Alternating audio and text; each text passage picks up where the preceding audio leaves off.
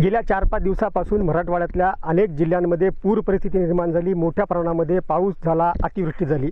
लातूर असेल, धाराशिव असेल, बीड, जालना आणि सोलापूर, विशेष म्हणजे नांदेड जिल्ह्यामध्ये मागच्या 4-5 दिवसापासून मोठा पाऊस झाला नाही, अतिवृष्टी देखील झाली नाही। खरं तर संपूर्ण या महिन्यामध्ये देखील कुठंच नांदेडमध्ये मोठा पाऊस झालेला नाही।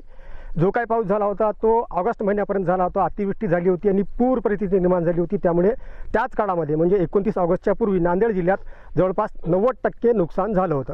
आता उरली सुरली जी पिकं होती ना नांदेड जिल्ह्यातली 10%, तर त्याचा कसा सत्यानाश करायचा हे निसर्गाने ठरवलं आणि कसा केला मी तुम्हाला सांगतो।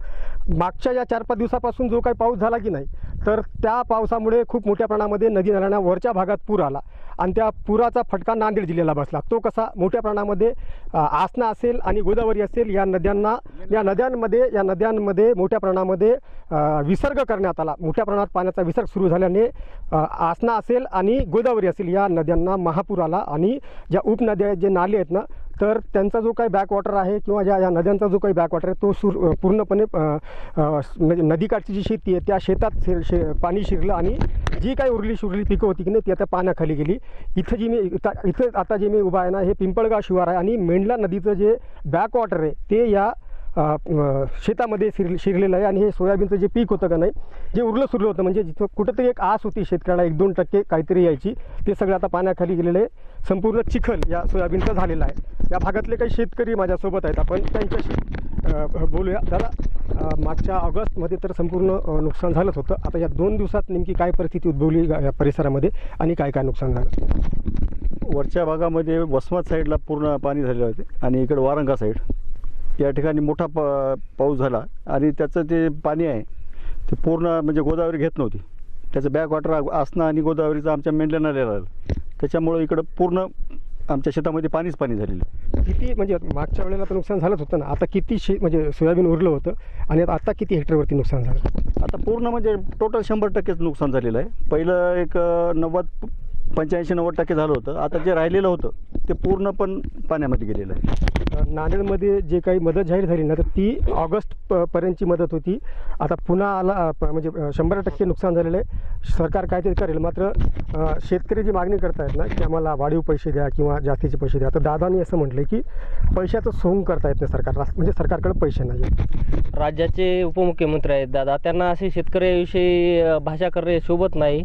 त्यांनी इतके हे बॅनरबाजी हे त्यांच्या प्रचारासाठी इतका खर्च करतात, पुन्हा त्यांचे ते प्रायव्हेट जेट विमानं वगैरे असं इतकं ते जर खर्च टाळलं तर शेतकऱ्यासाठी काय मदत करायला त्याला काहीच हरकत नाही। तेवढं मोठं पद आहे त्यांना, असं शेतकऱ्याविषयी शेतकऱ्याची निंदा उडवाय त्याला शोभत नाही।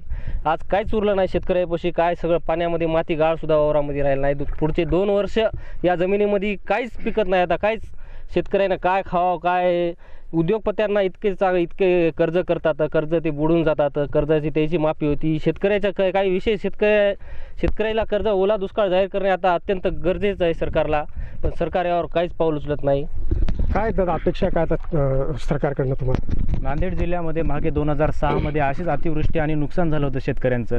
त्यावेळी आपल्या भारताचे पंतप्रधान डॉक्टर मनमोहन सिंग यांनी भेट दिली होती। त्यावेळेस त्याच्यासोबत विलासराव देशमुख होते।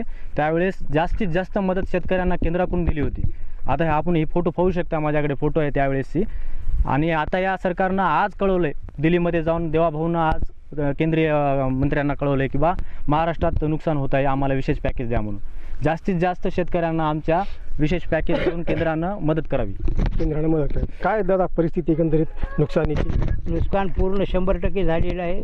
आमच्या पिंपळगाव महादेव येथील पूर्ण नदीकाठचा शिवार असल्यामुळे आजची सोयाबीनची कंडिशन अशी आहे की आज 50 ते 60% लोकांना म्हणजे खळं करायची व कापणी करायची सुद्धा गरज नाही आणि बाकीच्या उर्वरित जे राहिलं होतं ते बी या कालच्या या आसना नदीच्या पाण्यामुळं पूर्ण बॅकवॉटर वरी आलं, त्याच्यामुळं आमची पूर्ण जमीन सोयाबीन खराब झालं। तरी शेतकऱ्याला हे 8,500 रुपये मिळाले। 8,500 रुपये हेक्टरी शेतकऱ्याला आज एकरी खर्च 15,000 रुपये खर्च आला एकरी आणि शासन म्हणाले की तुम्हाला 8,500 रुपये हेक्टरी देतो। हे काहीच नाही शेतकऱ्याला त्याने विचार करून कमीत कमी 50,000 रुपये हे हेक्टरी देण्याची कृपा करावी अशी शेतकऱ्याच्या तर्फे मी विनंती करतो। काय अपेक्षा शेतकऱ्यांच्या आता सरकारकडनं? सांगायचं म्हणजे शेतकऱ्याचं फार मोठ्या प्रमाणात नुकसान झालं, काहीच राहिलं नाही. अक्षरशः बघू शकता तुम्ही, बघा हे पूर आता 1.5 महिना उतरत नाही, या शेतात काहीच येत नाही, पुडी सुगी हरभरा सुद्धा येत नाही. आता शासनानं हेक्टरी 85 रुपये गुंठाप्रमाणे 7,500 ते 8,000 रुपये मिळाले शेतकऱ्यांना. आतापर्यंत पेरणीसाठी एकेरी 15,000 रुपये खर्च आला आहे आम्हाला. तुम्हाला कशाला सांगू, बॅगला 3,500 रुपये खर्च, नांगरी, पेरणी, काढणी तर विषय सोडून द्या, काढण्याचा विषयच येत नाही, फवारणी, खत यांनाच 12-15,000 रुपये खर्च आला आहे. आणि शासनानं आम्हाला दिले तर 80 रुपये गुंठाप्रमाणे 7,500-8,000 रुपये. याच्यामध्ये बघा ना तुम्हीच आता काय किती नुकसान झालेलं शेतकऱ्यांचं, अर्ध्याला अर्धी रक्कम मिळते. जसं की मी तुम्हाला सांगितलं की ऑगस्ट महिन्यामध्येच 90% नुकसान झालं होतं आणि नंतर आता जे उरलं सुरलं 10% होतं. असं 100% नुकसान करण्याचं रेकॉर्ड निसर्गानं केलेलंच आहे. त्याच्यानंतर ज्या शेतकऱ्यांच्या अपेक्षा आहेत की हेक्टरी 50,000 रुपये द्यावेत, विशेष पॅकेज द्यावं किंवा केंद्र सरकारनं पॅकेज जाहीर करावं. आता निसर्गाचं खेळ जो आहे तो संपलेला आहे, आता खरा खेळ सुरू झालेला आहे तो सरकारचा. त्यामुळे शेतकऱ्यांसाठी सरकारने तातडीने दिलासादायक निर्णय घेण्याची गरज आहे. मुजीब शेख, न्यूज 18 लोकमत, पिंपळगाव, नांदेड.